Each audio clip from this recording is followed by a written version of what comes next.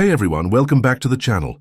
If your car starts revving up on its own while it's in park, that high idle or strange surging sound, you're in the right place.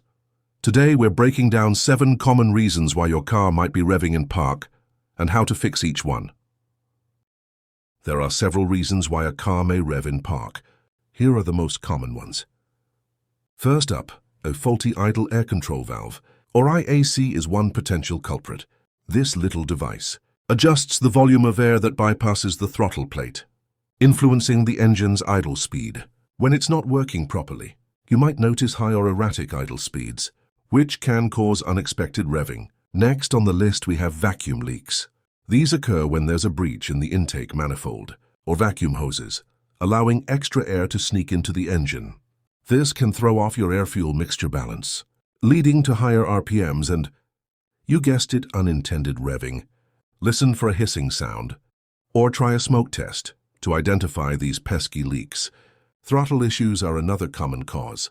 The throttle body controls the amount of air entering the engine, and problems like a buildup of dirt or malfunctioning components can disrupt the airflow. And in cars with mechanical throttle control, sticky or damaged cables can cause unintended throttle input. Sensor malfunctions, particularly with the throttle position, sensor and mass airflow sensor, can also lead to revving. These sensors monitor throttle position and measure the amount of air entering the engine respectively.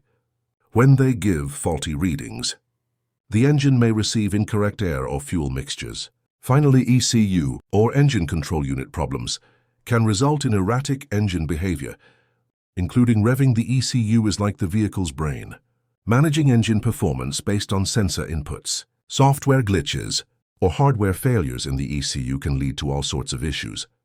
Understanding these causes can help you maintain your vehicle's condition and ensure consistent performance. Of course, there are other things that can cause the issue.